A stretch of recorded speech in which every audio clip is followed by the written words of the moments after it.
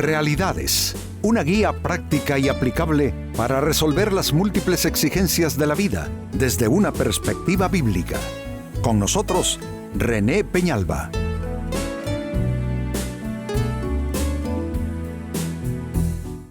Amigos de Realidades, sean todos bienvenidos. Para esta fecha, nuestro tema: no intentes ayudarle a Dios.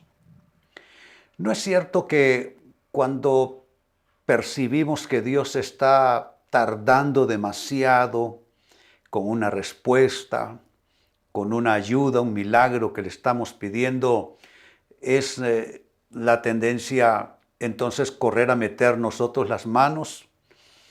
Es algo natural que no aguardamos de manera suficiente a Dios. Por lo general, nuestra impaciencia puede más. Nosotros queremos las cosas no para mañana, las queremos para ayer.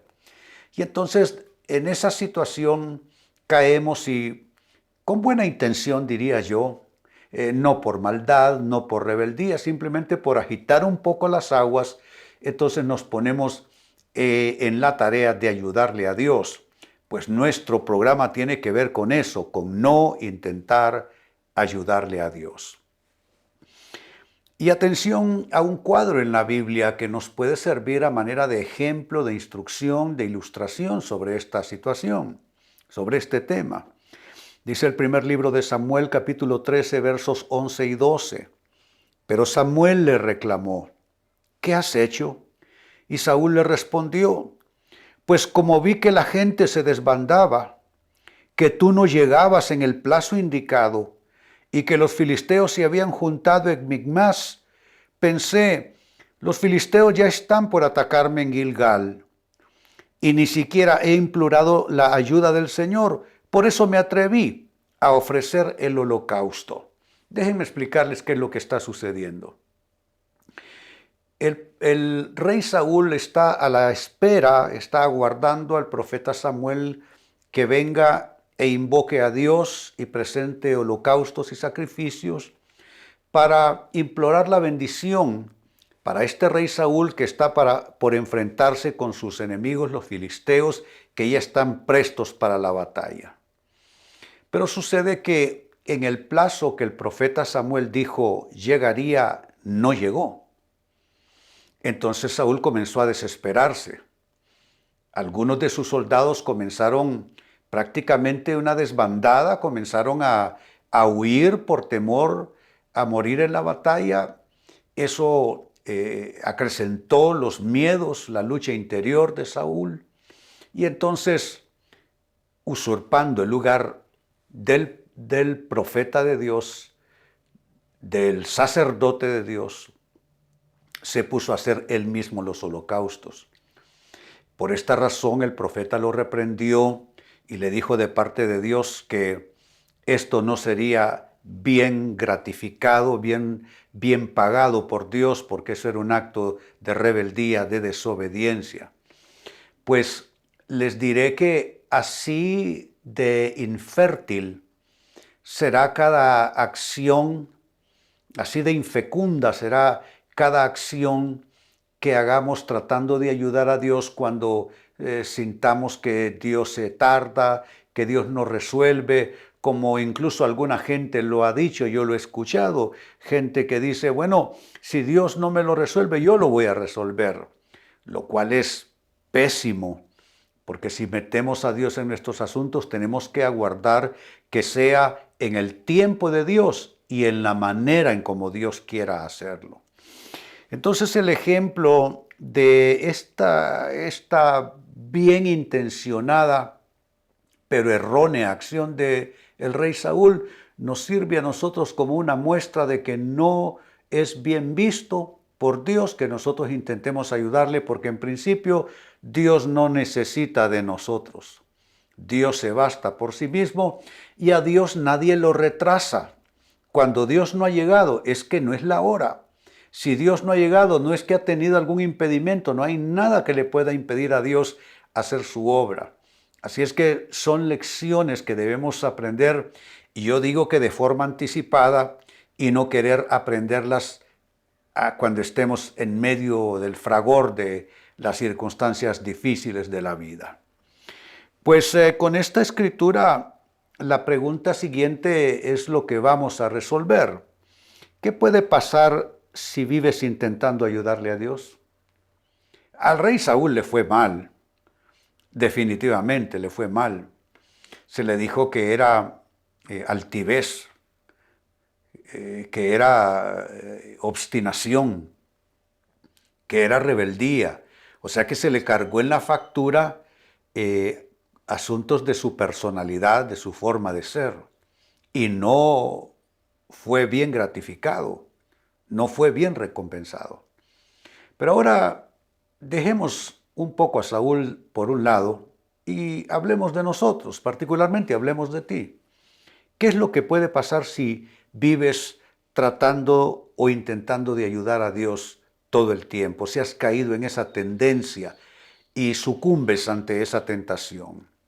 Atención a las respuestas.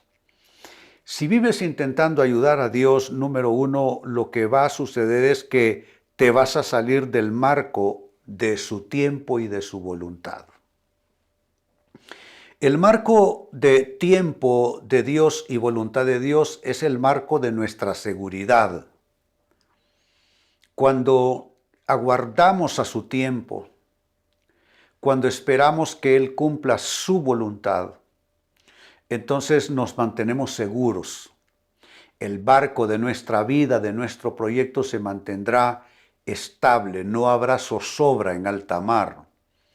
Pero si nosotros nos salimos de ese marco y lo queremos no en su tiempo, sino en nuestro tiempo, si queremos que se haga no su voluntad, pero mi voluntad, nuestra voluntad, entonces comienza el caos, comienza la tormenta. ¿Por qué? Porque literalmente estamos luchando contra Dios. ¿Quieres tú luchar contra Dios? ¿Vale la pena luchar contra el tiempo de Dios, contra la voluntad de Dios? ¿Cuánta gente, y hablo de cristianos, viven frustrados porque hay un caos entre su reloj y su calendario y el reloj y el calendario de Dios? Hay un caos entre su voluntad versus la voluntad divina. Pero hay que seguir el ejemplo de Jesús. Jesús estaba angustiado, estaba agobiado, casi que ya se oía la turba que venía a prenderlo para llevarle a ese sufrimiento extremo de su pasión y muerte. Pero Jesús le dice: Padre, si no es posible que pase de mí esta copa sin que yo la beba, hágase tu voluntad y no la mía. ¿Qué es lo que define y diferencia a Dios de nosotros los humanos? Que su voluntad se va a hacer sí o sí. En cuanto a nosotros, ¿cuál es la diferencia? Que nuestra voluntad debe estar subyugada y sometida a su voluntad, y nuestro tiempo debe estar sometido al tiempo de Dios. Entonces, si intentas ayudar a Dios, lo que va a suceder es que te vas a salir del marco de su voluntad y de su tiempo. Segunda respuesta: ¿qué pasa si vives intentando ayudarle a Dios? Sucederá que tu voluntad y tu deseo se impondrán sobre los deseos, sobre la voluntad y deseo de Dios para tu vida. Es absurdo que yo imponga mi voluntad sobre la voluntad divina. Y quizá tú dirás: pero eso no es posible. Sí es posible. Cuando Dios observa nuestra impertinencia insensata, porque hay impertinencia de fe, pero cuando no es fe, sino pura insensatez, tosudez, obstinación, entonces cuando Dios observa eso, Dios tiene dos formas de tratarlo. O nos sale al paso y nos detiene por amor, o nos deja que hagamos nuestra voluntad para que nos llevemos una lección. En muchas ocasiones se termina haciendo lo que nosotros queremos, nuestra voluntad, y creemos que fue bendición de Dios porque Dios nos dejó hacerlo. No, Dios nos dejó hacerlo como una manera de disciplinarnos, como una manera de corregirnos y como una manera de proveernos una lección para que aprendamos a depender más de Él y menos de nosotros. ¿Se dan cuenta? Entonces ahí está.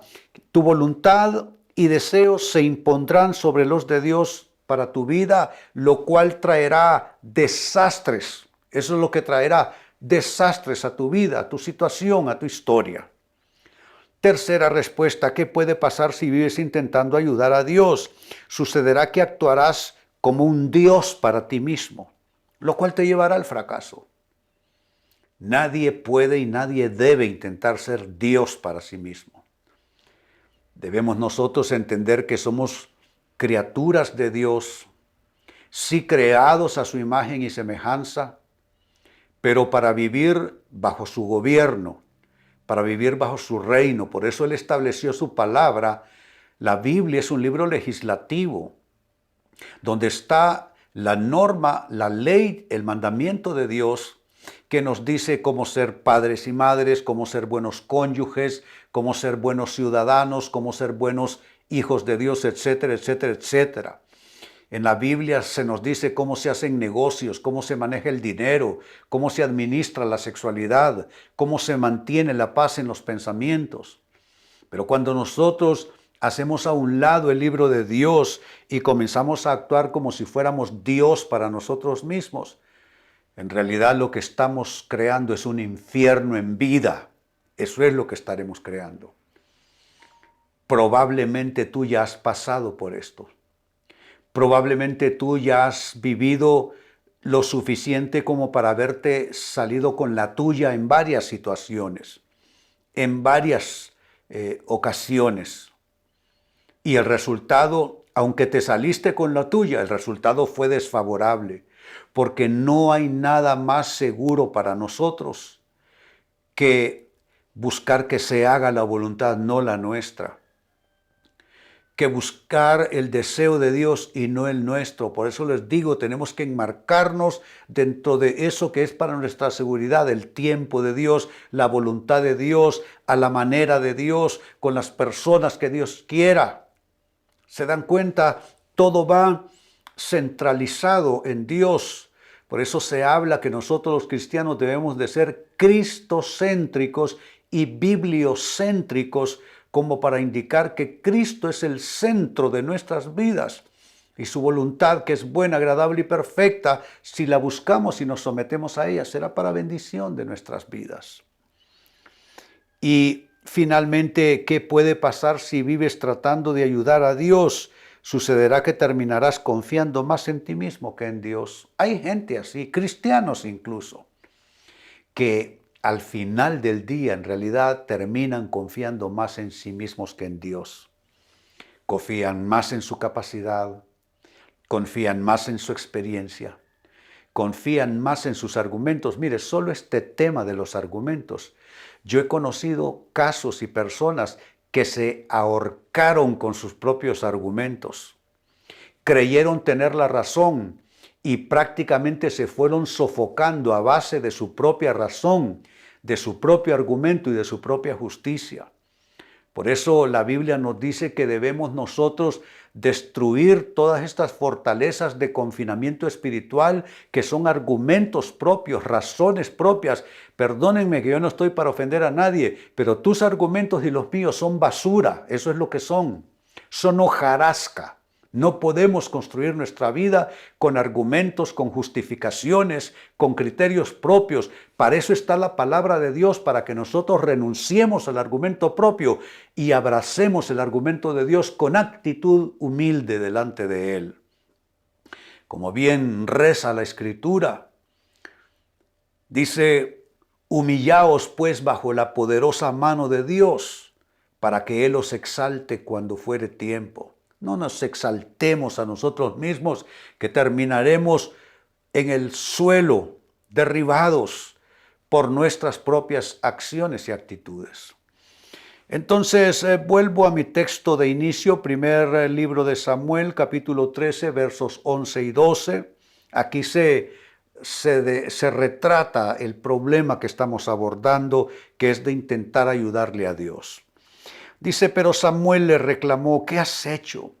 Y Saúl le respondió, pues como vi que la gente se desbandaba, que tú no llegabas en el plazo indicado y que los filisteos se habían juntado en Micmas, pensé, qué barbaridad cuando nosotros pensamos de más, pensé, los filisteos ya están por atacarme en Gilgal y ni siquiera he implorado la ayuda del Señor, por eso me atreví a ofrecer el holocausto.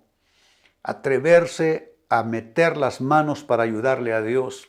Aquí yo pudiera citar otro pasaje, cuando Usa mete las manos porque el arca de la presencia de Dios, la carreta en que lo llevaban uno de los bueyes tropezó y parecía que se iba a caer. Usa, con buena intención, al igual que Saúl en este caso, mete las manos para que el arca no caiga. ¿Y sabe qué hizo Dios? Le quitó la vida. ¿Eso está en la Biblia, pastor? Sí, está en la Biblia. Le quitó la vida. Entonces, si hay algo que no es seguro para nosotros, si hay algo que es de alto riesgo para nuestra estabilidad, es tratar de ayudarle a Dios, porque Dios no nos necesita. ¿Y qué puede pasar si vives intentando ayudar a Dios? Te di 4 posibles resultados. 1, que te salgas del marco de su tiempo y voluntad. 2, que tu voluntad y deseo se impongan a los de Dios para tu vida. 3, que actúes como un Dios para ti mismo, lo cual te llevará al fracaso. Y 4, que termines confiando más en ti, es decir, en ti mismo, que en Dios. Amigos, con esto cierro el tema, de igual manera me despido. Y les recuerdo que nuestro enfoque de hoy ha sido titulado No intentes ayudarle a Dios. Hemos presentado Realidades con René Peñalba. Puede escuchar y descargar este u otro programa en rene-penalba.com.